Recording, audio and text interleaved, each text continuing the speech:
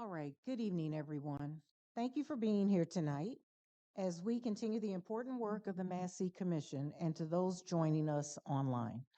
My name is Joanne Johnson, and tonight I will be performing the duties of presiding co-chair.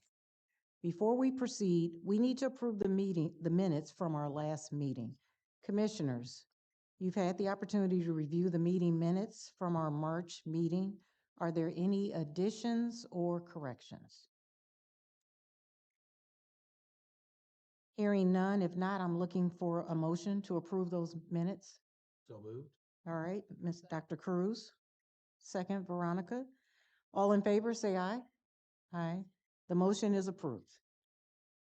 To that end, before we get into our program today, it's my privilege to officially welcome Margarita Fultz as our newest commissioner.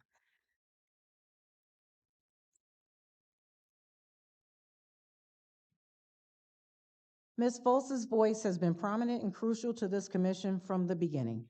We're grateful she's willing to serve on this commission, and we look forward to her contributions as we continue pushing for equity and accountability.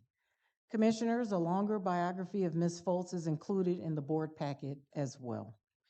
A little bit about Margarita. Currently, Margarita serves as the administrative aide to the Associate Provost for Enrollment and Retention at UIS.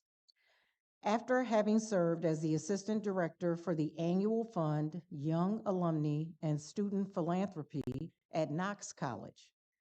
She also previously served as the Office Support Specialist in the Office of the President under two presidents at Western Illinois University.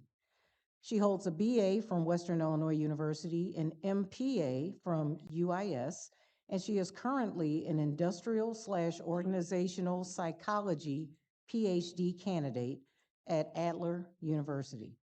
Her free time is focused on being present to her faith, her family, friends, freedom and social justice activities, as well as studying and writing. Once again, let's welcome Margarita Fultz.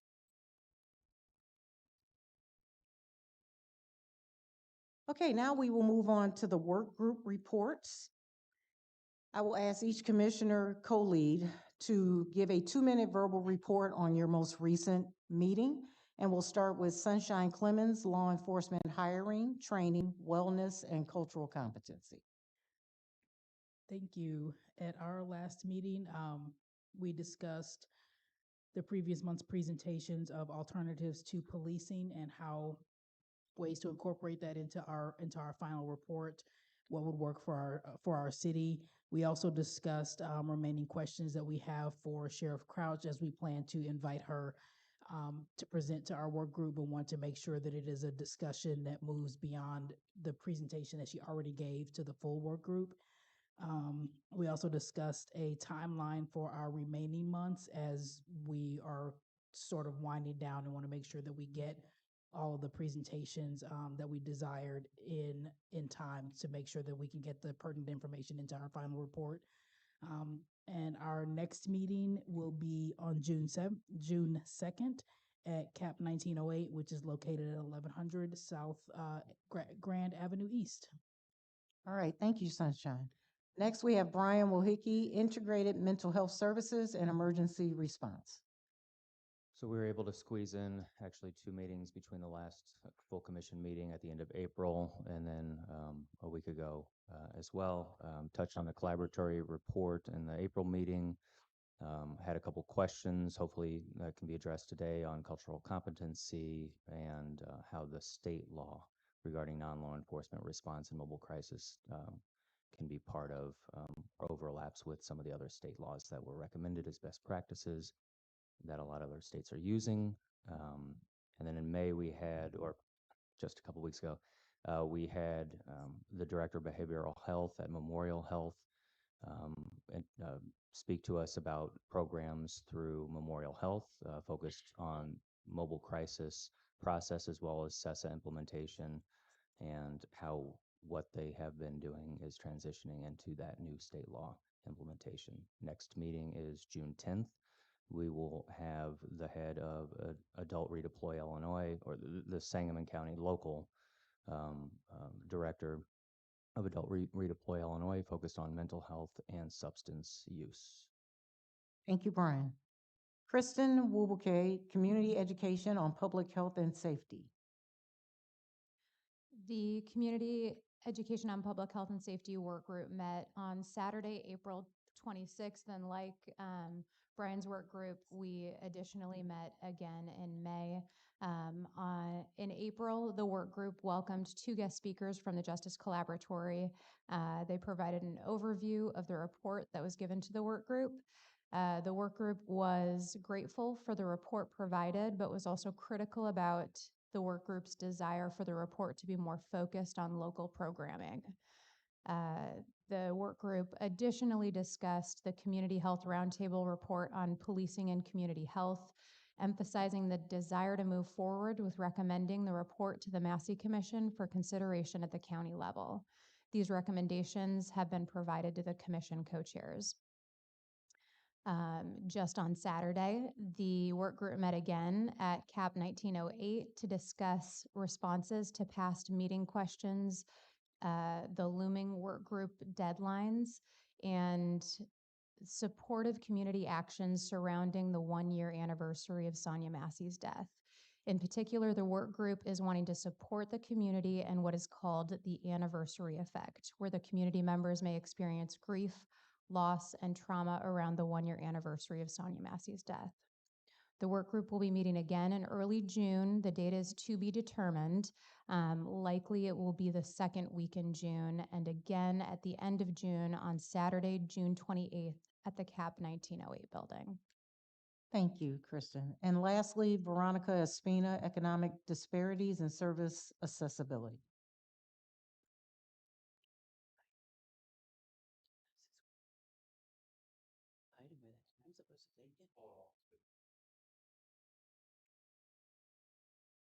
It's on. Okay. Thank you for waiting. So we met, and we are seeing a trend.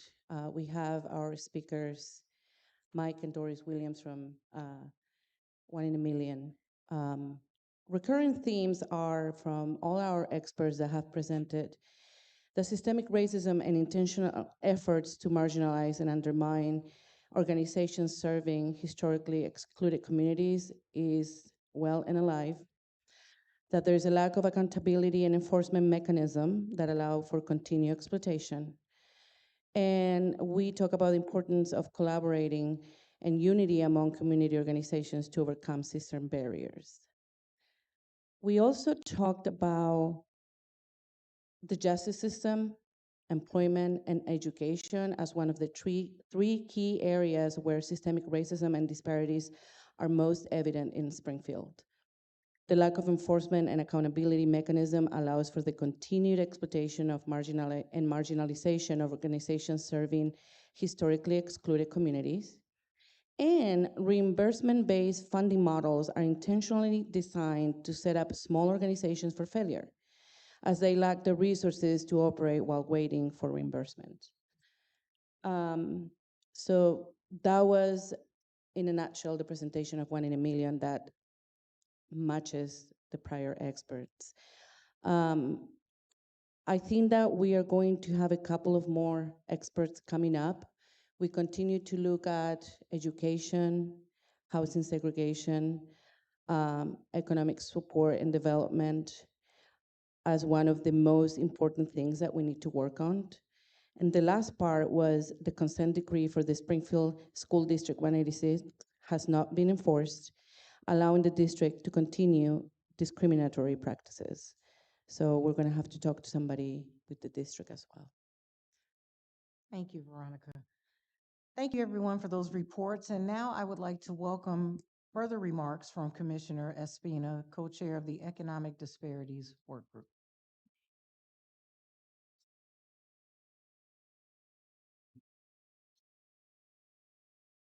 Thank you. The last couple of weeks have been really hard for many communities. Our mental health and sense of safety have been affected. And after incidents in which ICE ripped families apart, leaving elementary children too afraid to even go to school, we must speak up. As a member of the Massey Commission, I want to begin by grounding our conversation in the broader purpose of this work. While this commission was established to investigate and address the death of Sonia Massey, we must also recognize that the issues we uncover here do not begin or end with a single tragedy or a single community. First, we must understand that the changes and recommendations made by this commission will have a lasting impact on immigrant communities. When systems like law enforcement, emergency services, and detention centers fail, those on the margins are often the first to be harmed and the last to be heard. Whether it is language access, fear of deportation, or systemic neglect, immigrants in Sangamon County are living in the shadows of policies that were not designed with them in mind. Second, we cannot afford to see these issues as isolated. What lifts one community lifts another. When we implement reforms that ensure transparency, accountability, and culturally competent services, we build a stronger, safer county for everyone. But that only happens if we uphold the laws like the Trust Act. Without that trust, people will not report crimes. They will not call for help. They will continue to be defrauded and harmed, and our communities will continue to be vulnerable, not just in theory, but in daily practice. Finally, when tragedies like those of Sonia Massey, Elmore Jr., and Gregory Smalls Jr. happen in our community, we are reminded of the consequences of systemic neglect. We still do not have mental health services in this county that are offered in languages other than English. That's not just an oversight, it's a barrier to care, to safety, and to dignity. And it is not just affecting immigrants, it's affecting everyone who finds themselves in a crisis and unable to navigate the system. So let's be clear. The Commission's work is not about a single event or a single group. It's about reckoning with a system that harms many, starting with the most vulnerable. What we do here must echo beyond these chambers into our hospitals, our jails, our schools, and our neighborhoods. Because justice for Sonia Massey is not just about one case. It's about building a Sangamon County where everyone, regardless of language, status, or circumstance, can be safe, can be heard, and can belong. Thank you.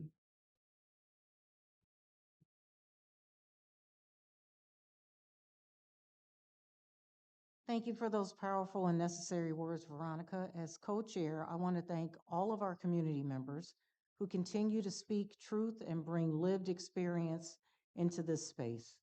Your voices are essential to shaping the justice and accountability this commission is committed to pursuing. This evening, we have two guest speakers, State Senator Doris Turner and Jorge Camacho from the Justice Collaboratory at Yale Law School. We'll start with Senator Turner. Senator Doris Turner, listening to the will of the people, introduced Senate Bills 1953 and 1954. Senate Bill 1953, Police Records and Sheriff Board, passed both the Senate and House and will be signed by the governor. Senate Bill 1954 is still being worked on and finalized. Senator Doris Turner is a dedicated and influential leader within our community. With over 2 decades of service at the Illinois Department of Public Health, she has been a steadfast advocate for policies that protect and support our families. Her commitment to public service is further demonstrated through her roles on the Sangamon County Board, the Springfield City Council, and now as our state senator. Senator Turner continues to champion forward-thinking legislation that drives progress for our community, and we are deeply grateful for her tireless efforts and outstanding leadership. Please help me welcome Senator Doris Turner.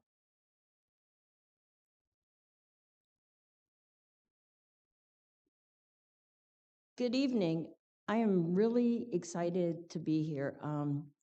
I will tell you that when this is very difficult for me. Every time I talk about anything related to Sonia's murder, it just brings that day back up again for me. So it becomes very difficult. So please bear with me. But I was very excited and happy and honored to stand with County Board Chair Andy Van Meter to establish the Massey Commission very, very shortly after Sonia's murder. I think it was a very bold move and was done without any thought about what the repercussions would be. I'm excited to see how the commission has done such a yeoman's work in a very, very, very short period of time. I read the 6-month report, and it was very impressive, the work that you all have done and the accomplishments that we have seen in our community.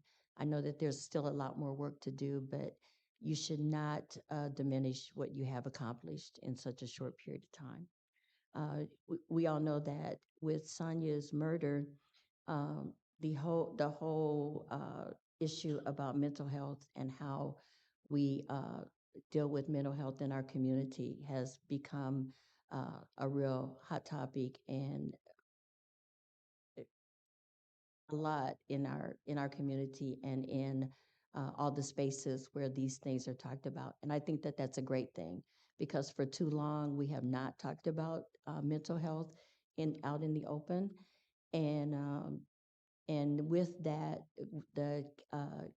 I was really happy to speak before the county board and be in the meeting when they voted to support the establishment of a 708 mental health board.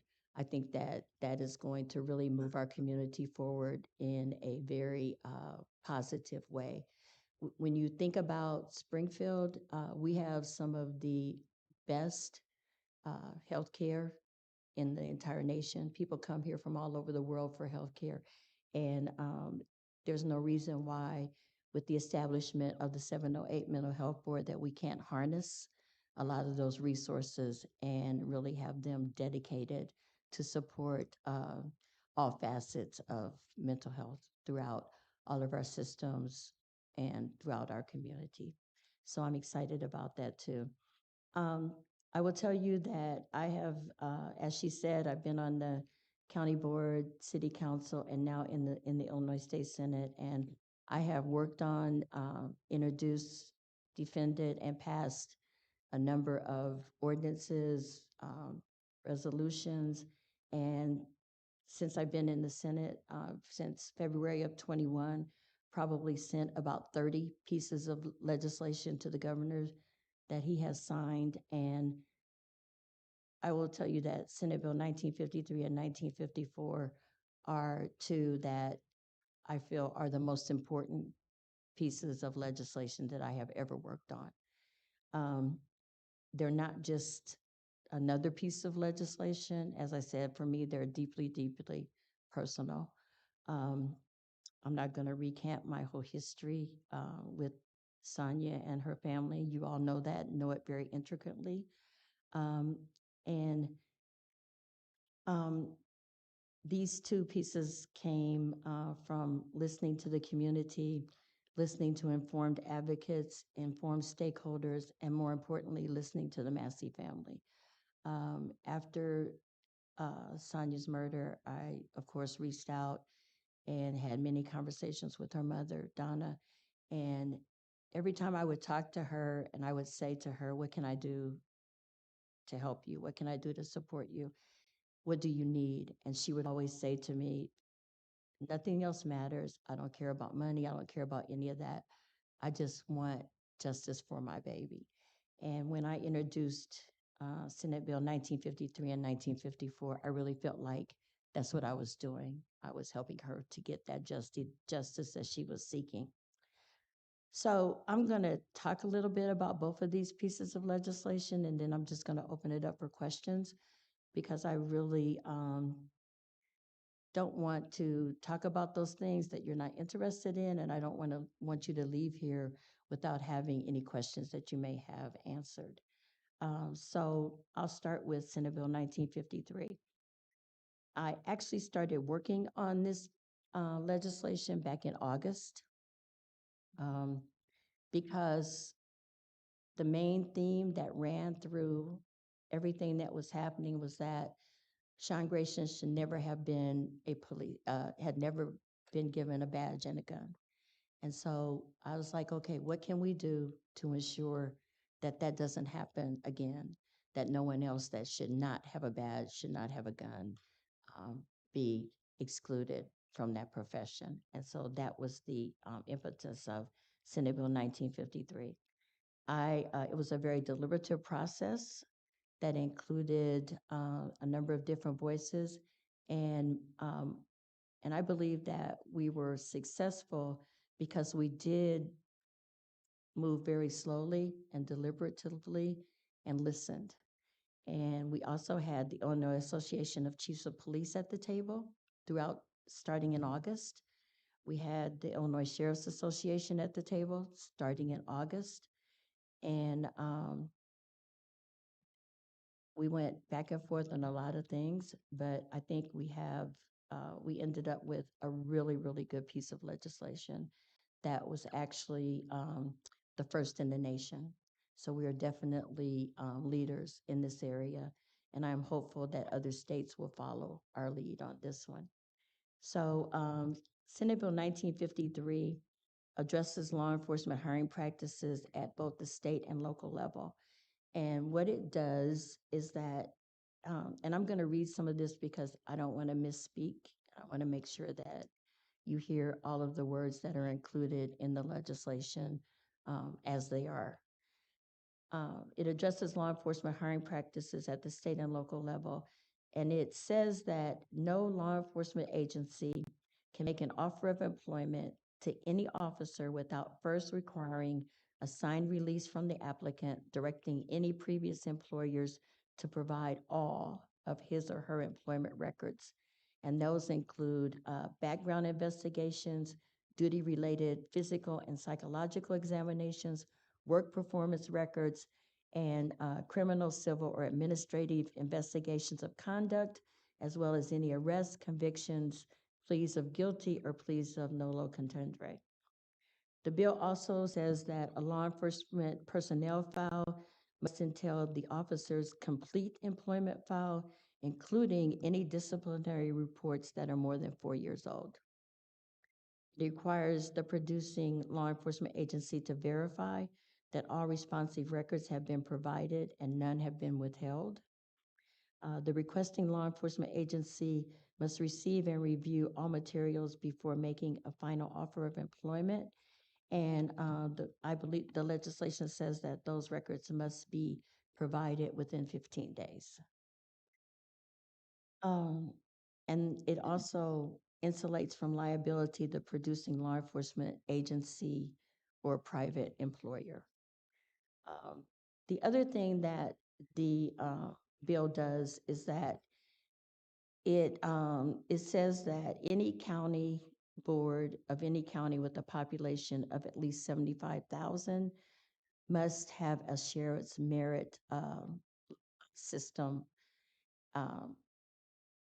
Right now, that threshold is at 1 million. So you know all the different counties that under that threshold that this will now impact. And Sangamon County has one and has had one for a very long time. So the legislation passed out of the Senate unanimously. In the House, it passed out, but there were 12 no votes.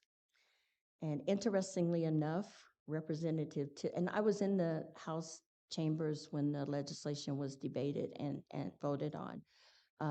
Leader Cam Buckner was the House sponsor. As soon as I filed the bill, I called Leader Buckner and asked him if he would pre-file for it. And he was, of course, I will do that. And so he spoke on the bill and was very eloquent and made a really, really good case for unanimous passage of the bill. He even mentioned that he was, putting his colleagues like to the test. Doris passed it out of the Senate unanimously. What we gonna do over here? They couldn't handle the test. So there were 12 no votes. But the interesting thing about that was Representative Tipsworth stood and spoke against the bill and against passage of the bill. And he mentioned, you know, he was very proud of the fact and used it in his floor debate that he was a chief deputy with the Woodford County Sheriff's Department. But the interesting thing was almost immediately, the McLean County Sheriff, Matt Lane, which is one of the counties in Representative Tisworth's district, said that he was incorrect in his statements and that this law would make it easier for sheriffs to do their job and complete thorough background checks because it requires agencies to comply. So sometimes, you know, it's not what people say is not always correct. So that one's done. I'm very excited about it, and it's on its way to the governor's desk, and he has, of course, said that he would be more than happy to sign it. Senate Bill 1954 is what's known as the recall bill. One of the things that after Sonia's murder, there was a call for the sheriff to resign. And when he was pretty steadfast for a very long time that he was not going to resign, then the call became, can we do a recall? And unfortunately, it was not that the members of the county board were saying that they did not want to seek recall. They didn't feel that they had the legal authority to ask for a recall. And so Senate Bill 1954 clarifies that. And it was a little bit more of a heavier lift. As you can imagine, counties are reluctant to talk about recall or, you know, have recall in statute.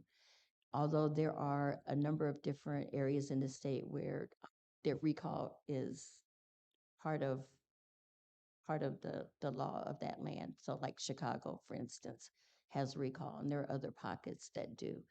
But for the most part, Senate Bill 1954, it started off like this big and ended up this big, but that's okay because it did what we wanted it to do. It only applies to Sangamon County, which is fine because we live in Sangamon County. And it will be on the November, the question will be on the November 2026 ballot on whether Sangamon County wants to have the ability to recall countywide elected officials. It would not apply to treasurers because there's already a provision in statute that where treasurers can be recalled. And it does not apply to regional superintendents because they represent more than one county. So this is just for Sangamon County wide elected officials. And I will tell you that when the county board said that they were not opposed to recall, it was more of a legal situation that was borne out as I worked on this legislation. The county board passed a resolution in support of Senate Bill 1954.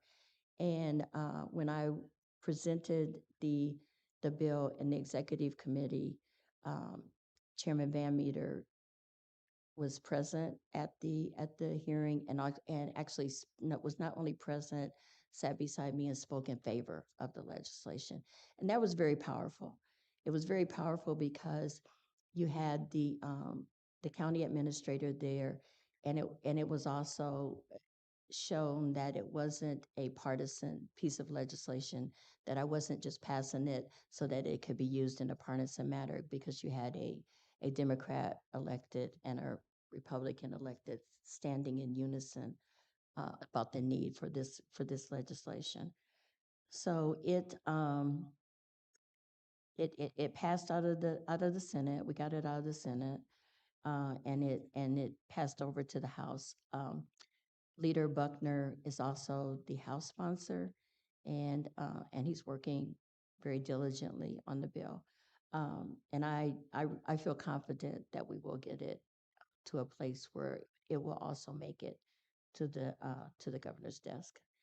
And what Senate Bill 1954 does is that it will put the question on the ballot on the November 26th. That's the one shot. It passes and we're off to the races. If it doesn't, the bill sunsets January 1st of 2027. So there's work to do once the bill is passed and signed by the governor. So what it says is that there would be a petition signed by a number of people equal to at least 15% of the total votes cast for governor in the county in the last gubernatorial election. And once that petition is out there, you would have 150 days to provide notice of intent to enact a recall of a countywide official. So even though the possibility of recall would be there with the passage of this legislation, again, there would still be work to do on individuals. It wouldn't necessarily just be, oh, we want to recall someone and that's it. There would be a process that would be set in place, and the legislation details out that process. So that's kind of the nuts and bolts of it. But I'm happy to answer any questions. Or did I do such a great job? Nobody has questions. Go ahead, Susan. Go ahead, Susan. Are we on? I want to make sure that I heard you correctly, and then I have a question if I did. So correct me if I'm wrong. But on Senate Bill 1953, you said the requirements to do the thorough background checks will only apply to counties with a population of 75,000 or greater. Is that? I never said that at all. And actually, you're mixing Senate Bill 1953 with Senate Bill 1954. The population, the 75,000 threshold applies to counties for the Merit Commission boards. Thank you. In the Senate bill at the end. Excuse me, sorry. That's so okay. For Senate Bill 1954, as in its current configuration, it would only apply to those with populations of 75 or more? Or No, just for the that's the Merit Commission board. Okay. That's with 1953. Senate Bill 1954 would only apply to Sangamon County. Maybe Yeah. that's what you're getting at. Okay. So as I was listening, I got distracted by the 75,000, was trying to figure out like how many counties is that? And so I checked. I didn't realize 80 of the 102 counties in the state have less than 75,000. So I learned something. Thank you. Yeah. Okay, Bob? Yeah, and like I said, prior to that, it was 1 million. So you can imagine, yeah. All I can say, Senators, thank you. Taking this commission seriously and doing your job in the Senate. Thank you. Thank you. But that's what I was elected to do when I asked for people to support me. I said that my job is to listen and act on my constituents' concerns.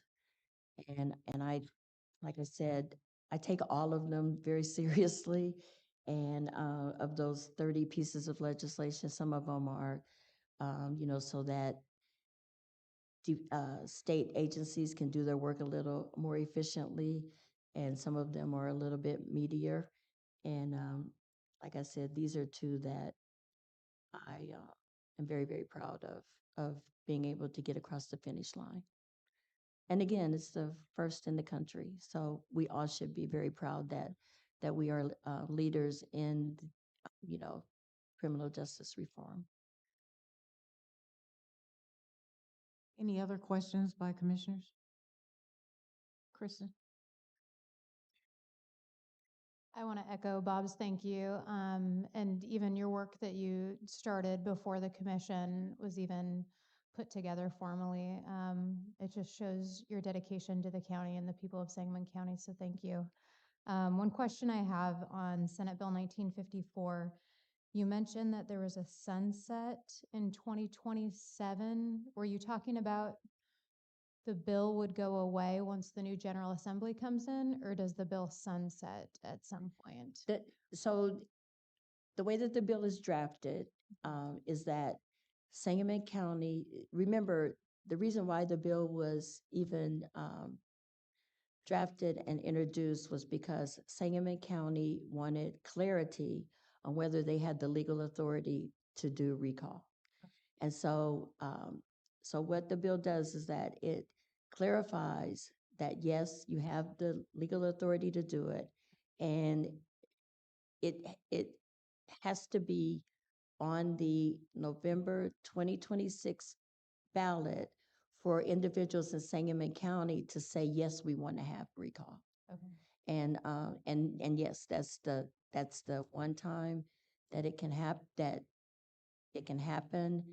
And yeah, then after that, the bill sunsets. It doesn't mean that recall goes away. It means that if it passes in 2026, then the recall is enacted. But if it Yes. doesn't, we can't come back again and do Exactly. that. Okay, Mhm. gotcha. And then you answered my second question about Van Meter and the county board and their support of it, because we did send something to the county board that wasn't accepted, but it makes sense that they wanted clarity. So Mhm. thank you again for your work. Yeah, and I really wanted to, to clarify that because I spent a lot of time talking with not only Chairman Van Meter, but county board members about what we do and how we do throughout this whole process. And, you know, all of them said, Doris, we understand, we would love to do something, but our attorneys are saying that we don't have the legal authority to do it. And so it wasn't, you know, like I said, it wasn't because they weren't interested or didn't want to. And that's why this piece of legislation is important. Any other questions by commissioners? Margarita? My question is there any thought or process for new legislation to be introduced for those members of the current law enforcement agencies who have a history of misconduct? I know this solves for those who are applying and being recruited to give release of their records, but for existing law enforcement, if they have a history of misconduct, is there anything to address that? You know, I'm more than happy to talk about that and see where we can go and what we can do. You know, don't misunderstand my comment because nobody wants bad officers. Law enforcement doesn't want bad officers. I think that was one of the reasons why the Sheriff's Association and the chiefs were so active in this. They don't want bad officers. But we also have to understand that, and I'm talking about for existing officers that have already gone through some process, that, you know, we have to understand that there are those processes in place. And once they go through those, you know, it's not a whole lot we can do to come back with that.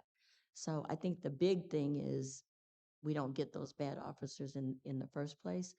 But I'm more than happy to have those conversations and then, you know, perhaps bring everybody back to the table and work on that. Thank you. Calvin? First off, thank you for attending. Echo Bob and Kristen's sentiments in regards to saying thank you.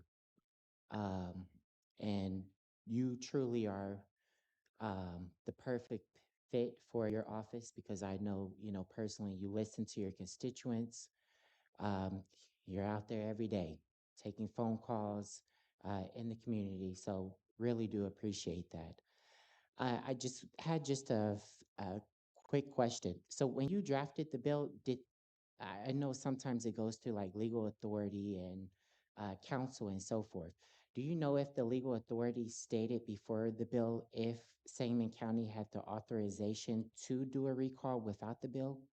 I will tell you that I didn't even introduce that question because I didn't want to muddy the waters. Okay. I will tell you, this was, y'all don't know, this was a heavy, heavy ass lift. I'm sure it was. And, I even had to talk to my own colleagues for support. And even with that, a lot of them came along, kicking and screaming because people just don't believe in recall. Yeah. I mean, it's just a fundamental thing that, people don't believe in recall. And so and they were asking me in the middle of all of these, well, I just want to know, do you believe in recall? And just the tone, I was like, that doesn't really matter. I'm just trying to do just trying to do this.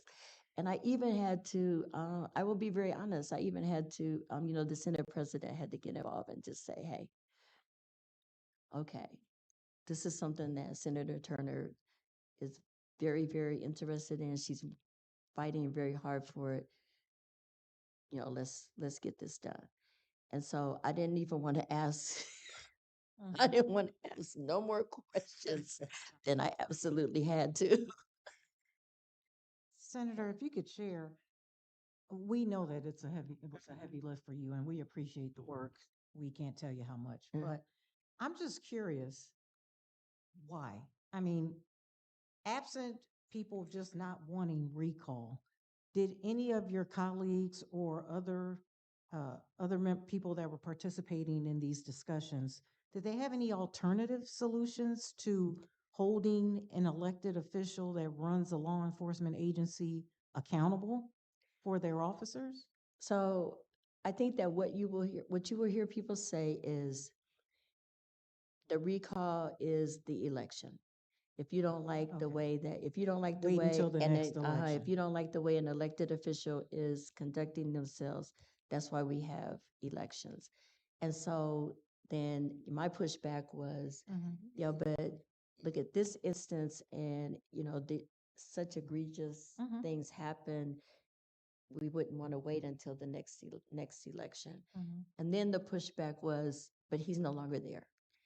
So then it became, yeah, but you never know what will happen next time. Next So time. so see what I mean? Right, It just right. became a question and an answer, and then another question and another answer. But that's what people will say. Sure, because that- sheriffs are different than Mm. chiefs and But directors. but I and- will tell you, it wasn't even specific to sheriffs. It was just overall, because think about it, this doesn't just apply to sheriffs. It applies to any countywide elected official. Right. So, Okay. Yeah. so it wasn't even just about the sheriffs. Mhm. And then I was hearing from, like other counties where they were having some issues with one of their electeds, and they're like, if we pass this, that's the first thing that's gonna happen, they're gonna Try to get rid of try that to get person. rid of this person. And so that's why it became very Sangamon County specific. That's what led to the very specific Sangamon counties. Understood. And not only that, but if you get on the website and look at the witness slips, I mean, it was, statewide people opposing of that bill, like from everywhere, sheriff's associations, Yeah. elected officials. So yeah, And I want to, I really want to give a see shout you, out. Bob. I really want to give a shout out to Calvin and Sante and Sunshine and some of the others on the commission, because when we looked at the witness slips, it was like 10,000 opposed and three in support. And they got very busy. They got very busy and had commissioners to sign on, and then it became like a phone tree Yeah. thing. Mhm. And in the end, the proponents didn't overtake it, but we got close. oh, we got close. Yeah, we got to where close. we wasn't snowballed. or Yeah, anything like it got that. Yeah. close. So I do want to thank you for that work. Yeah, no You're problem. welcome. Anything to support it, which, by the way, this brings me just to a statement. Um, I know that the Massey family has settled with the county board. And like I said, it's not a question, it's just a statement. But sometimes with settlements, what I like to see in settlements to where it's not just necessarily monetary value, but also policy change. So, and that's something that I too want to thank you as well, to whereas with the settlement, even though it wasn't a policy change that was included in it, we're still making policy change to where it's effective, it's being enacted statewide. So I really do appreciate that. And whatever support going forward that we can be of assistance, just let us know. Thank you. And I appreciate that because, like I said, I felt like the passage of 1953 was really kind of honoring that, just want justice for my baby request. Yeah. Okay, Bob, and then Sunshine. I don't really have a question, just a little commentary. I spent 25 years as a precinct committeeman. I spent 4 years as a county chairman and another 4 years on the county party's executive board. And that is steeped in partisan politics. Every office holder is the result of partisan activity. And it's sort of ingrained this every 4 years. Every 4 years, every election is a recall. And so when Senator Turner says that it was a heavy lift, bear in mind she's dealing with 2 chambers. Every member is elected on a partisan basis, and they don't want to give that up. Secondly, then yeah, this door opens, now the next one opens, and it could be me. And so it is ingrained in partisan politics. So I admire how far you've managed to take it, Senator. Thank you. Sunshine? First, I just wanted to say thank you for everything, putting the commission together, with the bills that you're trying to pass. I genuinely appreciate your support, and I think it feels good as a commission to know that our elected official is behind us, and I genuinely believe that if this legislation had not gone through the General Assembly, it would not happen. This commission could not lift this, as we all know. So I appreciate you taking the ball and running with it. And I also wanted to ask, Senate Bill 1954, I believe is in the House. I could be wrong, but I wanted to ask, is there anything that the commission can do, kind of like how we did with the witness slips? I don't know where it is exactly, but if there's anything that this commission can do to help support that. I'm glad you asked. So, yes, there's 2 things that that I think that you can do individually and as a commission is to reach out to Representative West. The bill is currently in his committee. So, and then also, Reese? yes. Okay. I'm sorry, yes. And then also reach out to the speaker. I mean, I've had conversations with everybody up and down the chain, and they know how important it is, but it would not hurt to also hear from the community itself. And and I know that we only have, there's like 2 weeks left in the session, but those of you who have worked in the General Assembly know 2 weeks is an eternity in the General Assembly. So we still have time. I had a conversation this morning with the Senate Chief of Staff, and we still have time. Perfect, Sorry, thank you. Kristen. Just one more question. So when we talk about Sangamon County and all elected officials within Sangamon County, does that also include state representatives and state No, senators? just countywide. Countywide, Uh-huh. okay. Thank you. Countywide elected officials, except the treasurer, because there's already a mechanism, and the regional superintendent of schools, because they represent multiple counties. So it would be everybody else. Okay, anything lastly for the Senator before we move on to our next speaker? Within the next 2 weeks, do you think that it's gonna get out of the committee to be I passed? feel confident. Okay, I do. I feel very, very good about it. okay, Um, there, and I don't even want to say this because I really believe that it's going to pass. But keep in mind that even if it doesn't, we still have during, veto, nothing is ever dead until the next General Assembly. So we still have veto session to get it done. But I feel really good that it's going to get done in okay, these 2 weeks. all I'm right, not giving up on it. good. I'm worrying everybody to death. Because I was talking to one of the staffers and I said, do you think I should call her again? Do like my dad, call him again.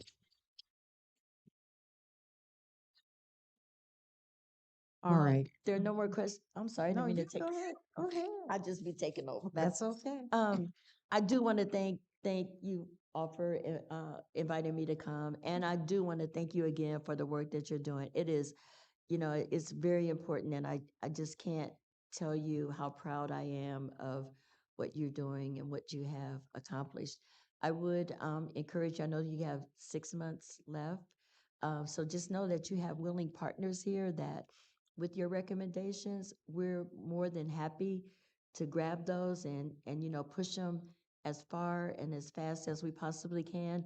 You just have to, tell us what we can do and how we can do it. So I would encourage you over these last 6 months just to be very focused on that and very focused on looking at those things that you want to see done that we can then put into legislation to get it done. Okay. Okay. Thank you. Thank you, Senator.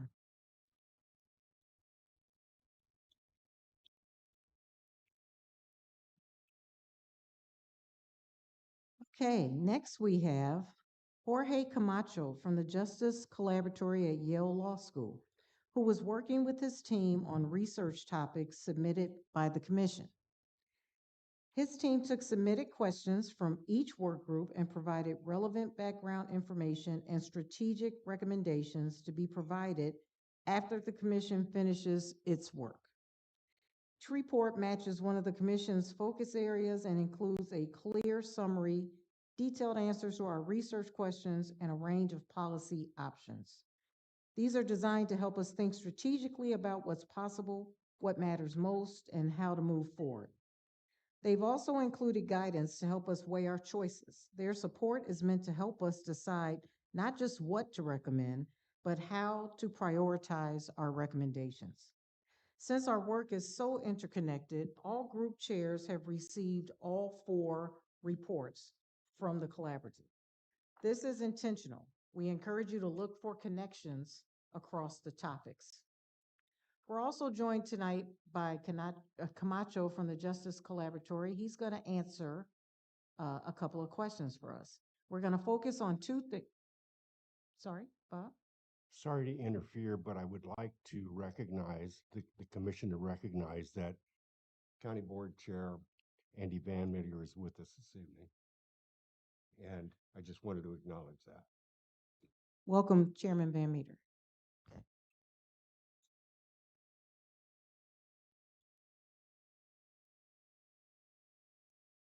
For today's meeting with Mr. Camacho, we're going to focus on 2 things: the recommendations, which feel most urgent, promising, or aligned with our values, and secondly, our process.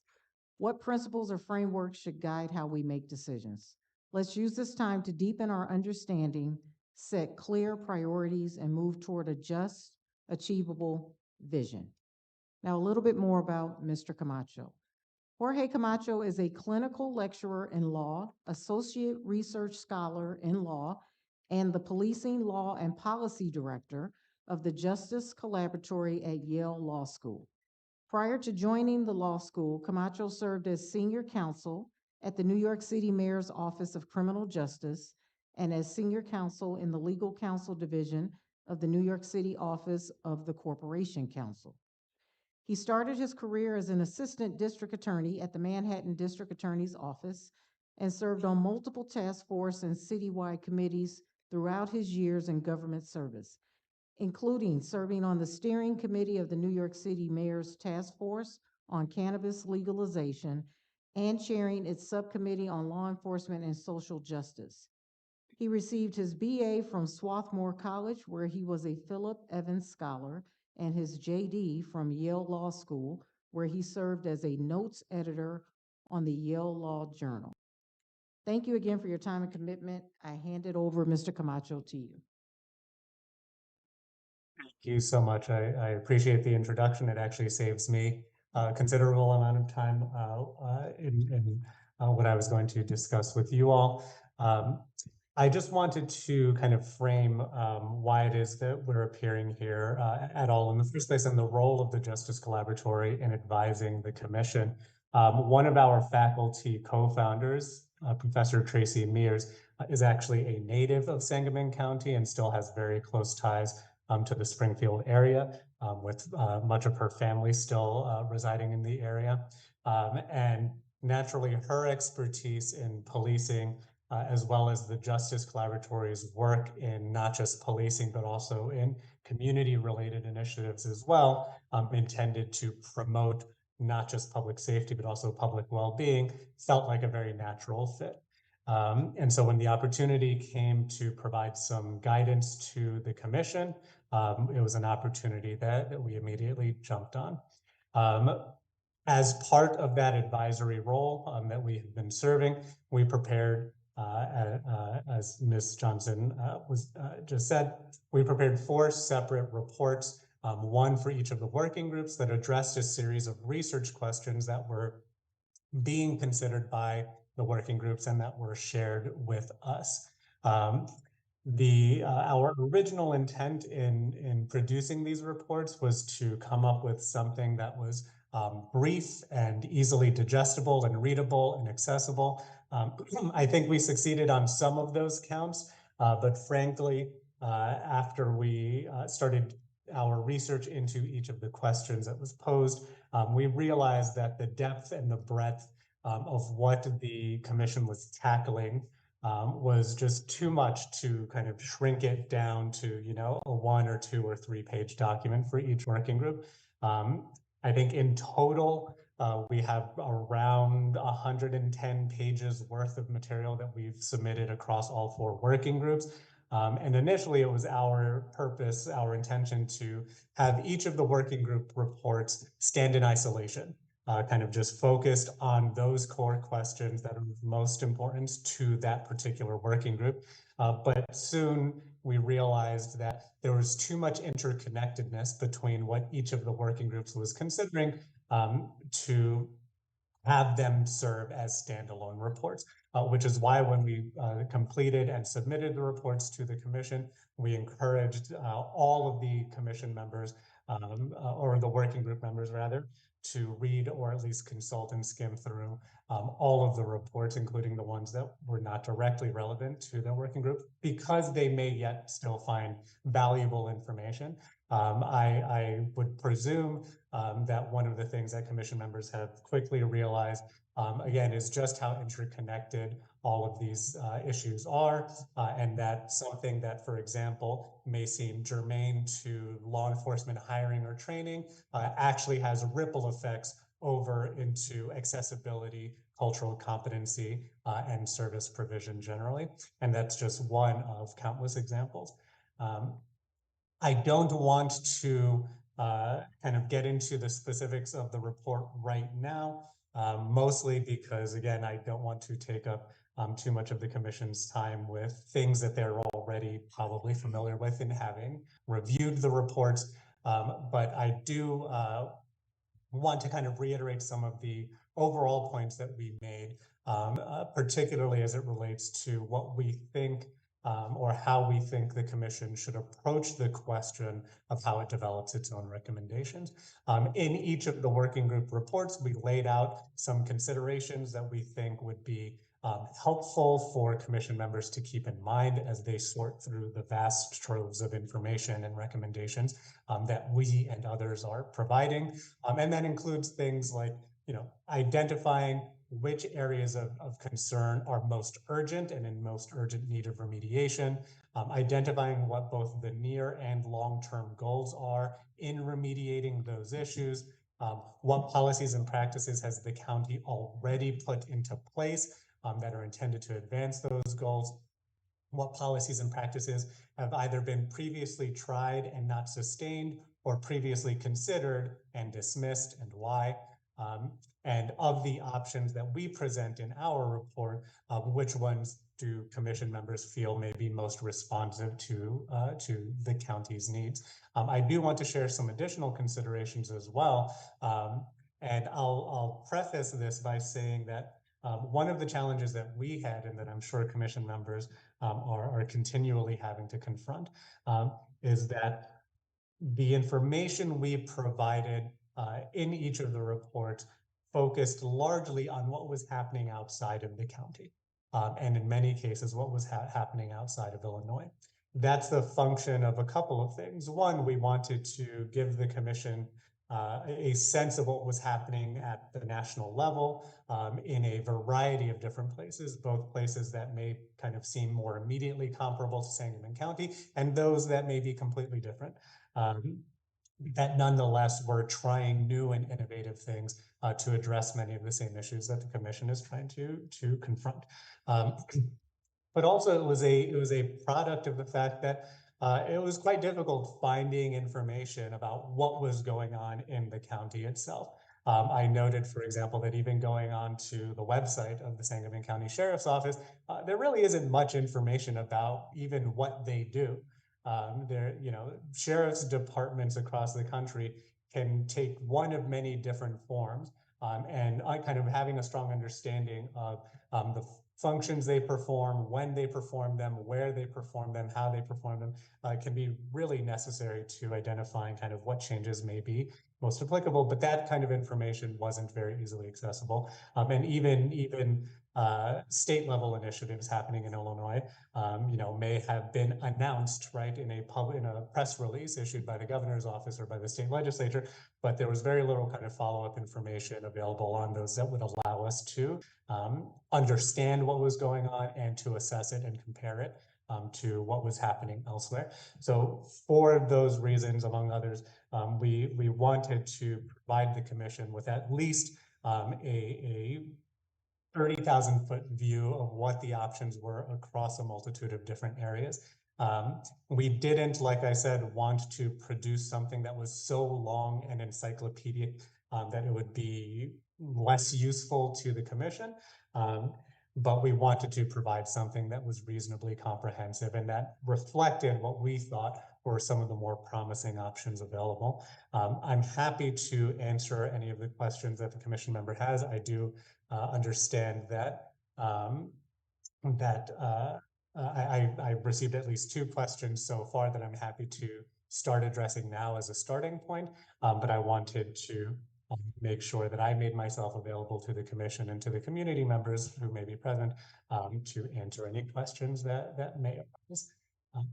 So just to quickly start off with the 2 questions that Mr. Wojcicki sent me earlier in the week to discuss. The first had to do with the passage of the Illinois Community Emergency Services and Support Act and its implementation and how it might impact the state and county's implementation of a crisis intervention and crisis response program.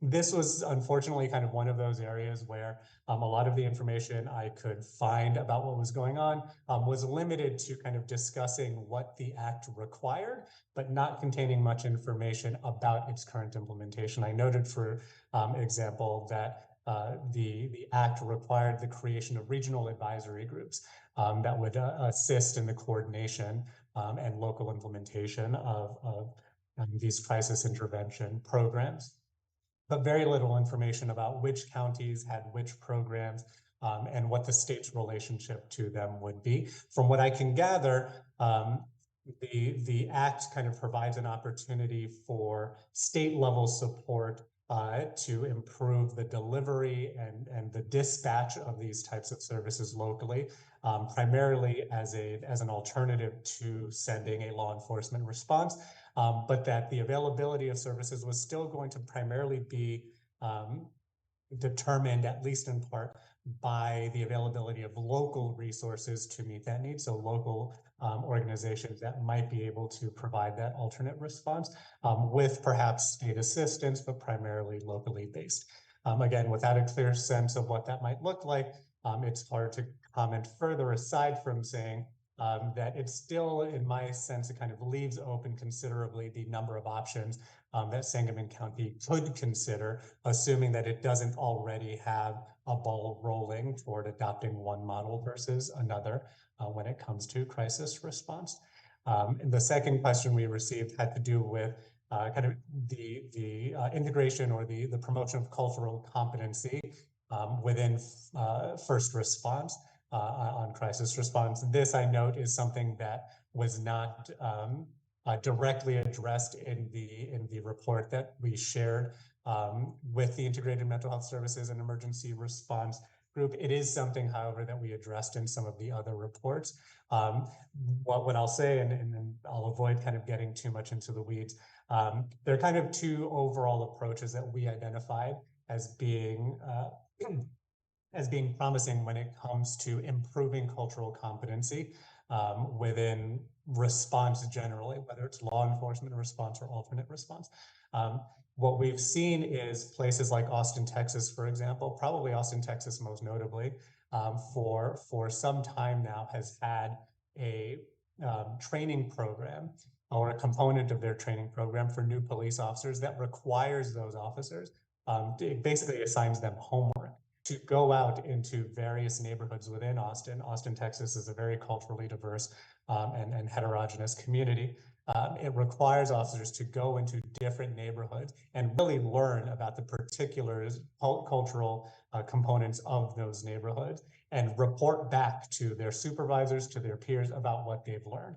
And many officers do this on a rotation where they're exposed to multiple different communities, again, in order to get a sense of the diversity of the city and the different approaches and engagement methods that might be more effective with one community versus another, and to share the information that they learn.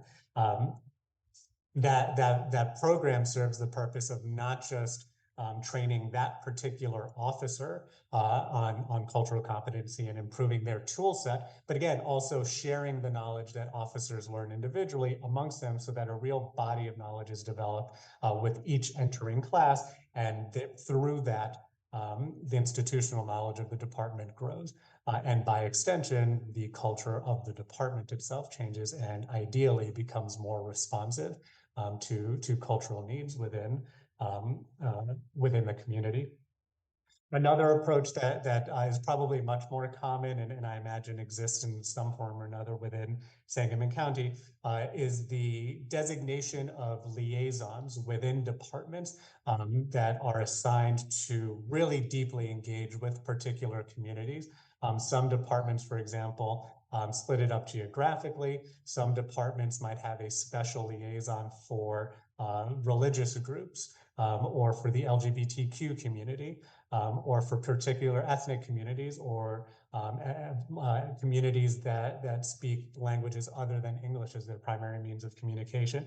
It really, again, depends on what the demographic and particular needs of that community are, but the model has been applied and adopted by many departments, largely in urban areas where diversity is much more common. But it's a model that's certainly not restricted to large urban police departments. I'll pause there. I'm happy to answer any questions that commission members have now. And I'll also emphasize that as part of the Justice Collaboratory's ongoing support of the commission, that any answers that I'm unable to provide tonight, I'll mark down and be sure to continue the correspondence with the commission until you're satisfied with the response that we're able to provide. Okay, thank you, Jorge. We're going to see what commissioners might have question. We have one from Brian. Thanks. Brian Wojcicki. So I'm the mental health co-chair that sent a couple of those questions. Appreciate it, and I'll just reference it even for other commission members, because I did my best to try to catch where you made the references in other reports, and so I didn't catch the Austin until later. I think that was in the law enforcement report, and then I would just say to members too, there's a ton of overlap in our work groups. In the economic disparities, page 7, I think community support partners was a reference as another avenue to connect law enforcement and the community.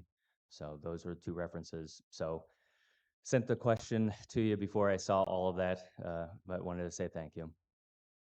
Of course, not a problem. And we tried and didn't always succeed to include some cross references between the reports that would signal, where relevant information might be found in other reports.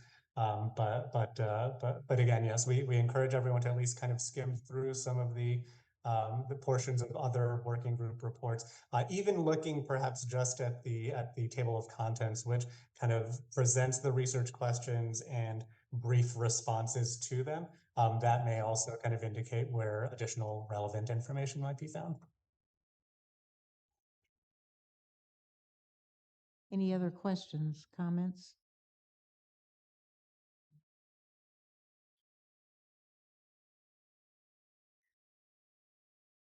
Kristen?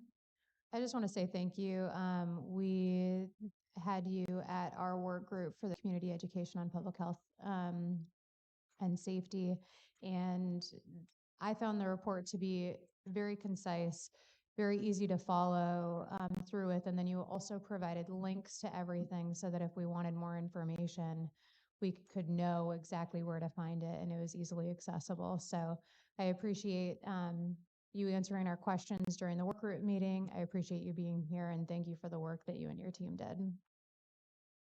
Thank you again for having had us before your working group and for allowing us to speak again. I also do want to note that tonight's meeting falls on the same day as Yale University's commencement, which largely explains why I'm the only member of our team and our research team that was able to join.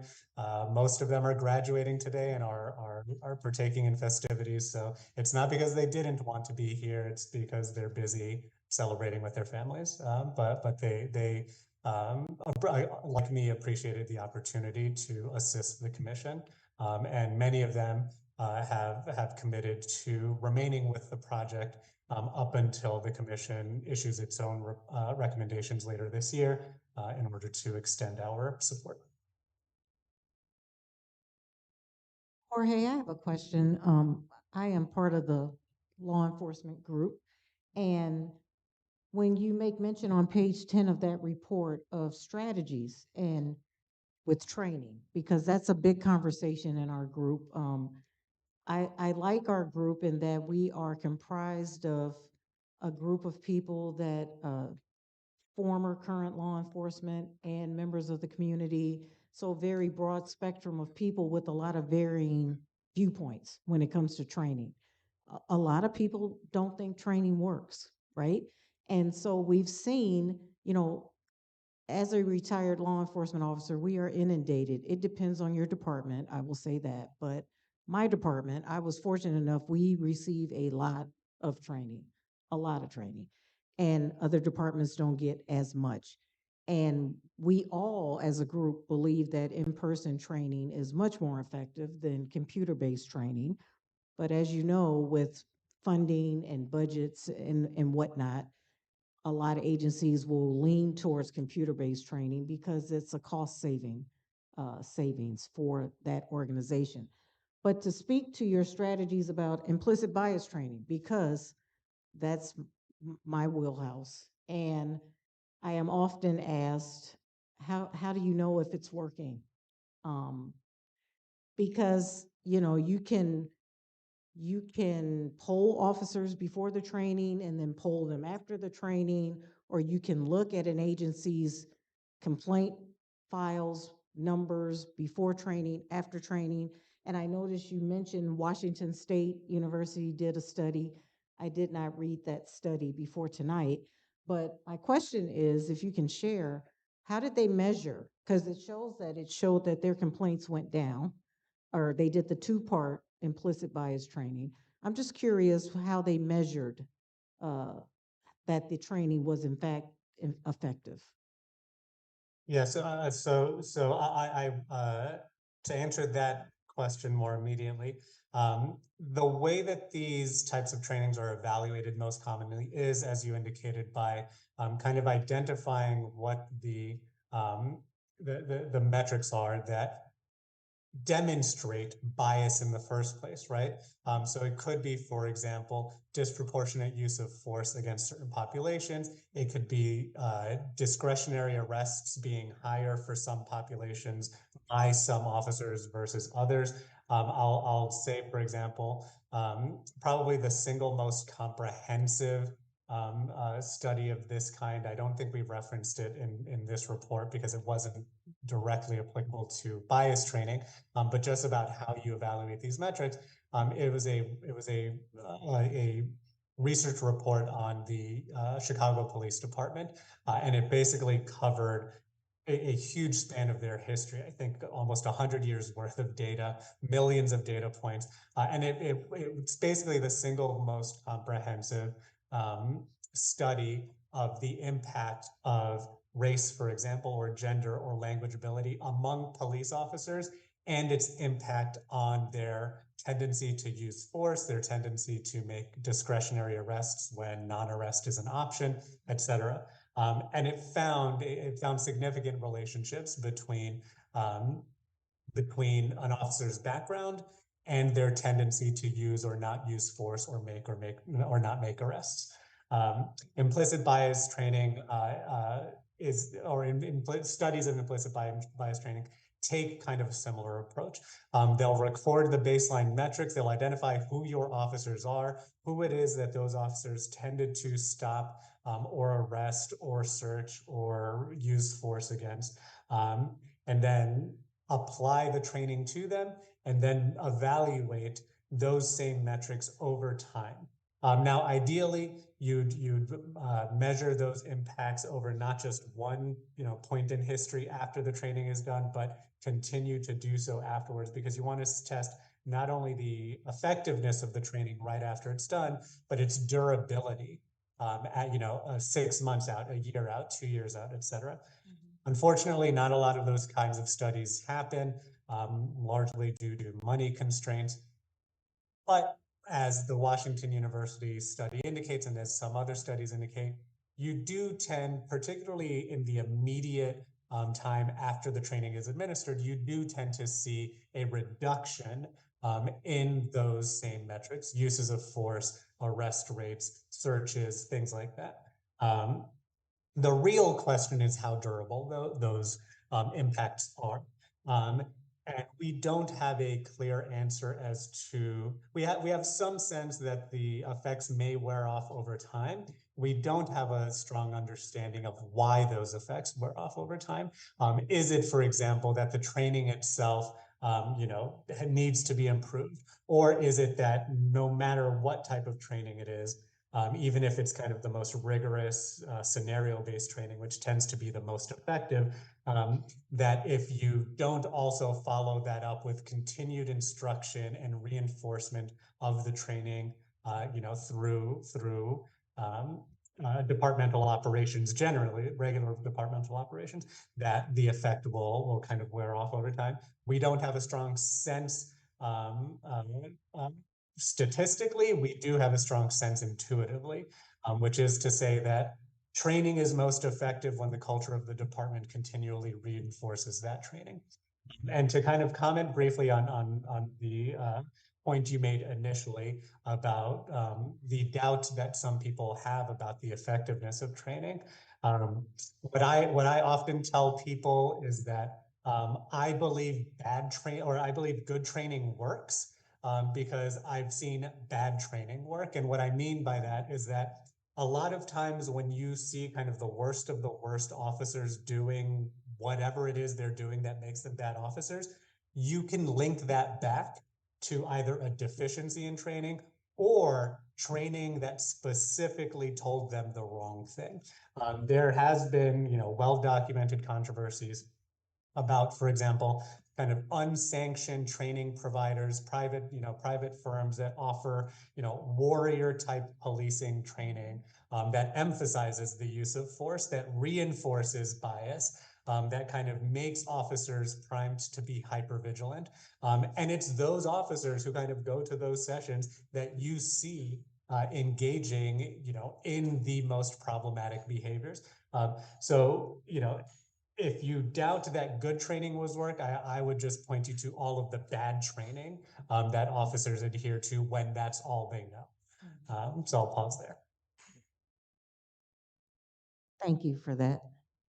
Anything else from the commissioners? Oh, Susan. Yeah. Thank you, Mr. Camacho. I was kind of curious about how you can help us understand some of the statistical realities here in this community. In January, we heard a presentation from the team that trains on crisis intervention for law enforcement in the state, and we learned that Sean Grayson is someone who opted to take that 40-hour training, and still we are here because of his actions.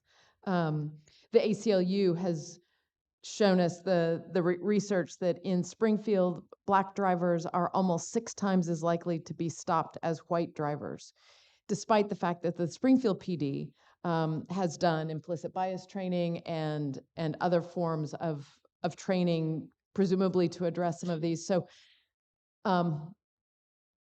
what are we doing wrong? Or where's the disconnect that if there are training efforts being made and yet still things are so disparate and so dangerous? Thank you. Absolutely. Thank you for the question. Very, very fair question to ask. To your first point, kind of looking at Deputy Grayson's training, 40-hour training in crisis intervention, which he clearly did not rely on. It's hard to know without kind of knowing the specifics of what that training entailed. The deficiency could be in the training itself, or it could be in his kind of understanding of the training. One thing that we see is that it's not enough to merely certify, for example, that an officer was present at training, right? If that's your basis for certifying that the officer has been trained, then you're going to let kind of a lot of people through that filter that shouldn't be going through, which is to say that as with any course, and I'll say this as a professor myself, I don't evaluate how good my students know the material simply because they were present in class and I mark them as present. We evaluate them, we test them on the material, we apply hypothetical questions to them and see how they think, see how they apply the knowledge that we expect them to have in order to demonstrate that the knowledge has been internalized. I don't know if those types of evaluative techniques were used in this 40-hour course. It could just be that this was a lecture-based course where it's an instructor just kind of talking about the material without any real evaluative component to it, or perhaps there was an evaluation and he passed and we'd have to kind of interrogate, okay, why is it that this officer who met the evaluative standards for this training nonetheless failed so horribly in what should have been a real world application of that training. So there are kind of too many variables at play here. But what I'll say is that, again, we do have a kind of strong sense of what components are necessary in order to have a good training program. If you have a training program that meets all of or has all of those components, and it still results in some officers failing to apply that appropriately, then that just means that there's something we missed down the line that's going to require further interrogation. Again say the same thing about the bias training that the Springfield Police Department has undertaken, and yet the durability or the persistence of disparities happening. Disparities, unfortunately, have multiple sources, right? Obviously, deliberate bias or implicit bias is a huge component of it. But there's also the tendency that, race and poverty, for example, have really inextricable linkages in many communities. And so one of, for example, the biggest sources of stops for minority drivers has to do with what are called so-called conditions offenses. For example, having a taillight that is inoperable, or having some other condition of your car that's deemed defective and that gives an officer cause to pull you over. A lot of times there's no deliberate act on the driver. It's not as if there are people going around intentionally with conditions that are in need of repair that haven't been repaired. It's really a matter of need. It's really a matter of ability to address those problems. And when you're dealing with communities where race and poverty and other kind of societal issues are all combined into one, you'll see a lot of these disparities endure because it's not just about race. It's not just about ethnicity. It's not just about sex. It's so much more than that. It really is just kind of about the structures and the conditions that people find them in that expose them and make them more vulnerable to continued contact with law enforcement, in spite of both their best efforts and even earnest efforts on the part of law enforcement.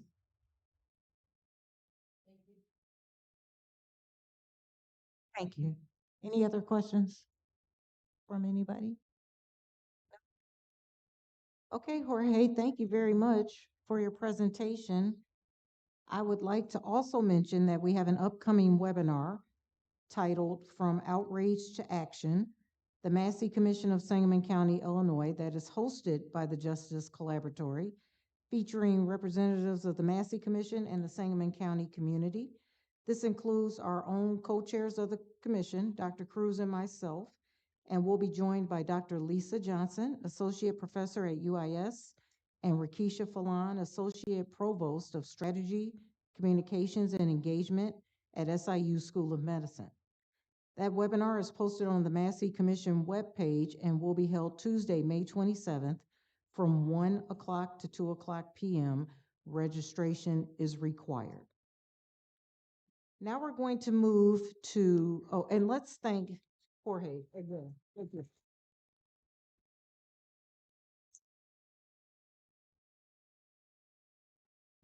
Okay, before we open the floor for public comment, I want to acknowledge the invaluable role of community voices, thank you, in this process. Your input is not just welcomed, it is essential. We ask that all comments be made in the spirit of productive dialogue. We ask that the speakers that have signed up to be ready to line up in order of presentation. Just a reminder that this is a one-way comment opportunity and not a Q&A for commissioner response. Each speaker will be allowed to speak for 5 minutes and will be called in the order in which they signed up. Our public comment period is limited to less than 1 hour. Let's begin with our first speaker at the mic in the center of the floor there. And I have Kathy Bottom.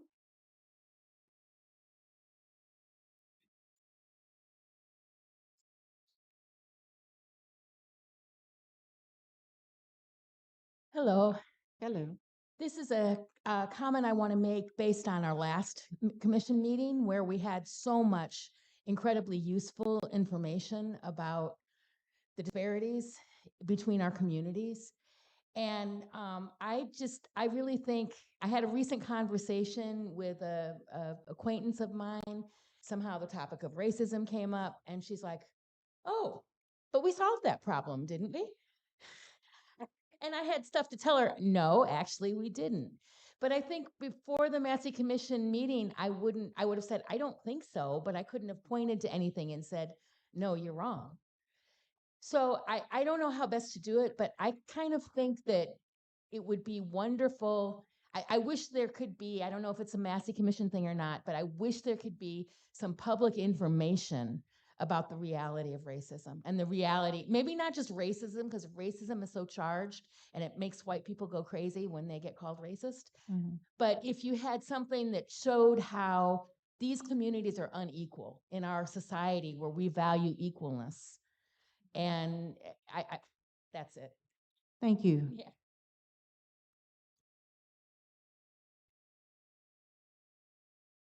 Okay, our next speaker, Don, who will be speaking for Mr. Tom Davis. Good evening. You probably know Mr. Davis. He's probably addressed the commission before. He's an attorney with many, many years of experience. He's retired. He was at the Attorney General's office with a great deal of experience in administrative law. And I think I didn't know what I would be reading tonight, but I think it's important that you know his experience at the Attorney General's office. He says, "My final comments are just a list of failures on one issue. Last year, I suggested seeking a formal opinion from the Attorney General on the recall issue. I then felt responsible to provide my pro bono services by drafting a memo as to the legal issues and a lengthy proposed letter for you to consider sending to the state's attorney to properly request a formal legal opinion. Pro bono publico means for the public good. Some thinks it means free advice of a legal nature, and some people apparently think free advice is worthless. You blew it as to both your claims to minimal transparency and to the critical content. Did you release the March 13th letter to the media? Did you issue a press release? Did you post the March 13th letter on your official page?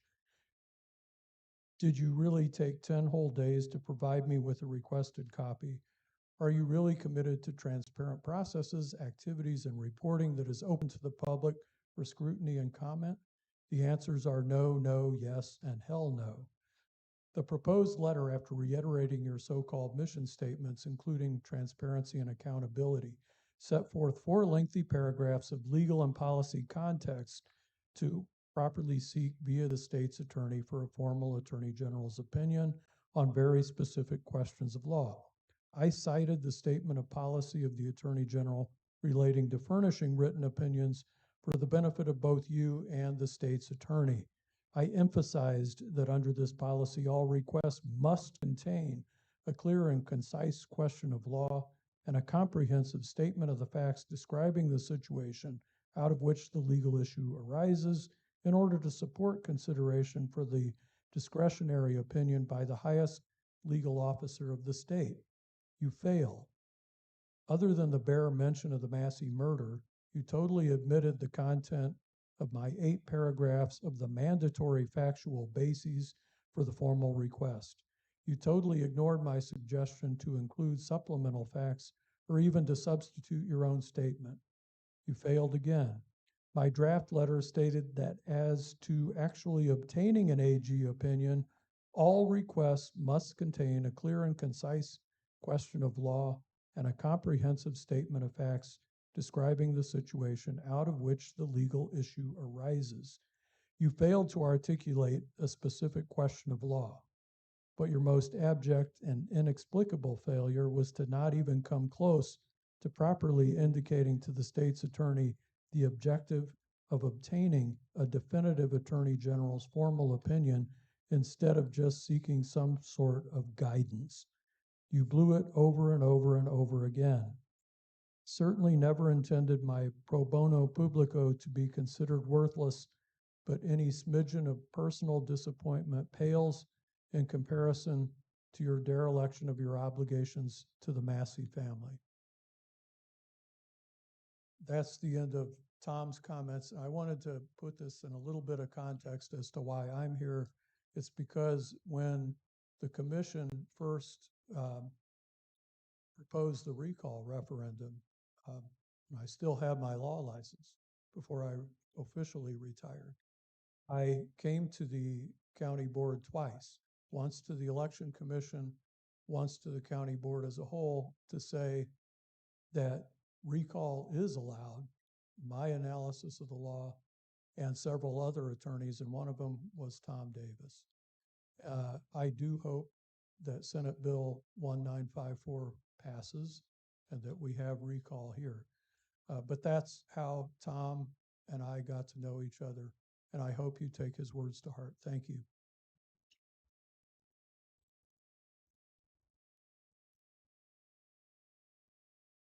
Our next speaker is Ken Pasha.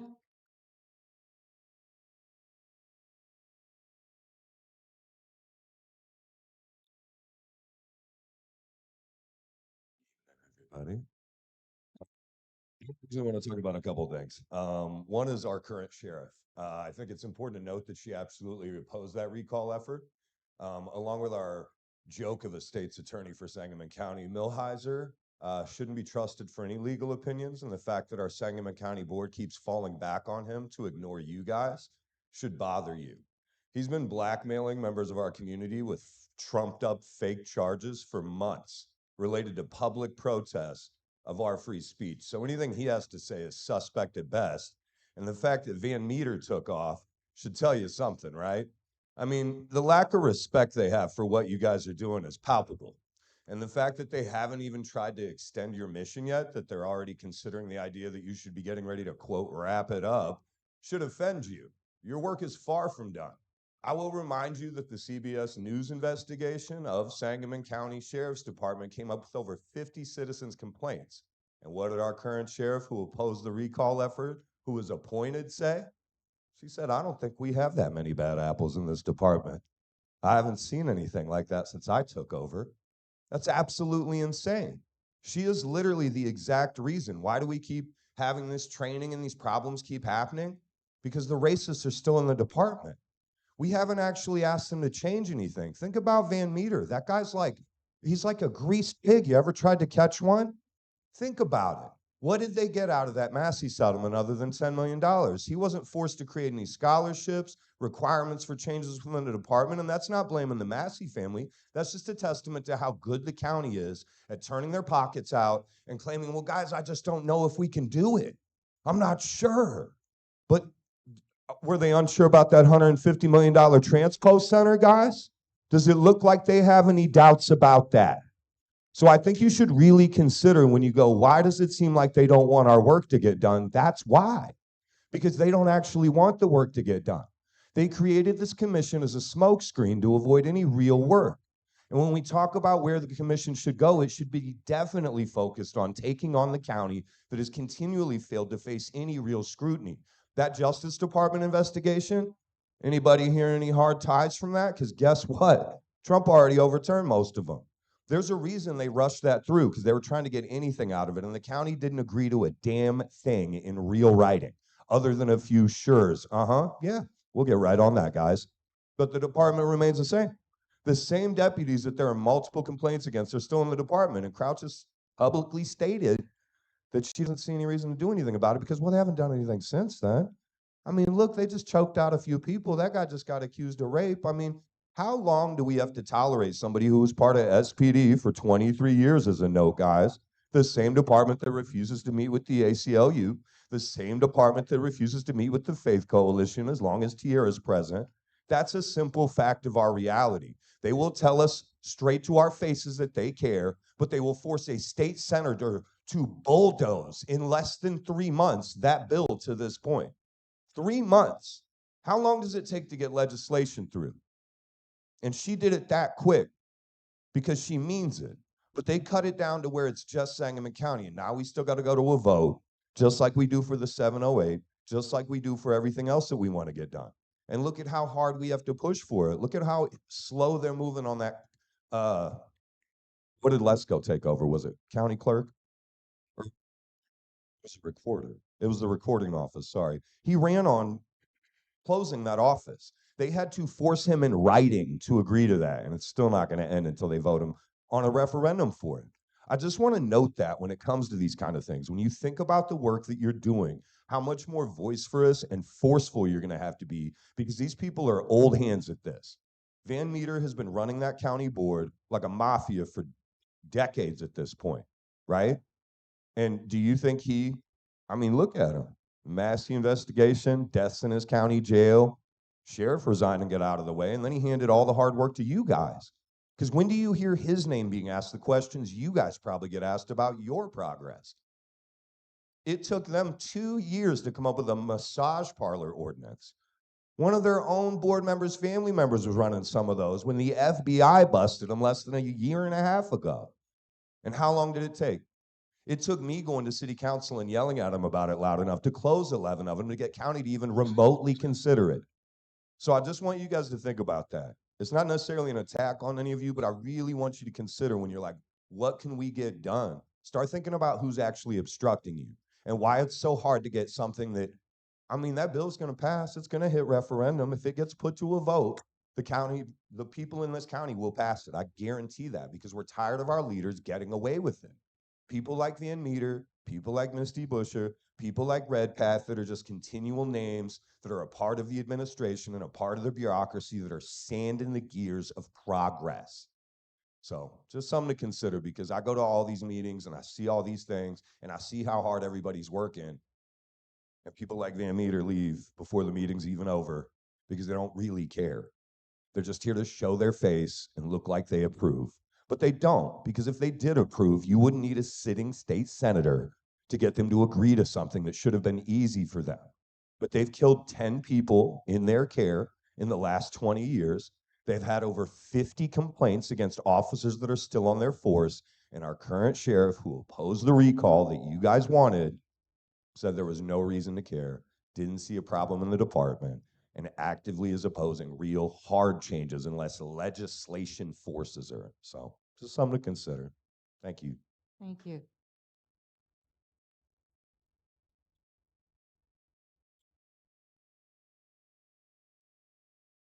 Okay, that brings us to the end of the meeting. No more public comment, I don't think. Anyone wanting to speak at this point? Yale, is that going to be posted? Yes. We'll have it up on the website. We have copies as well. Oh, tonight. See you there.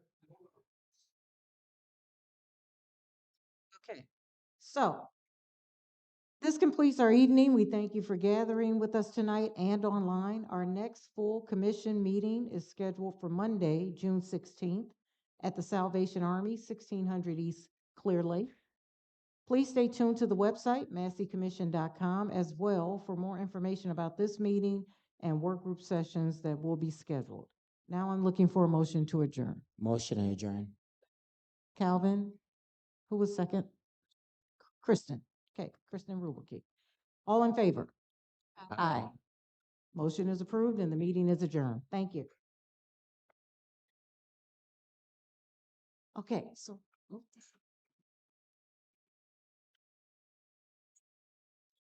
See you too. Do the rest of your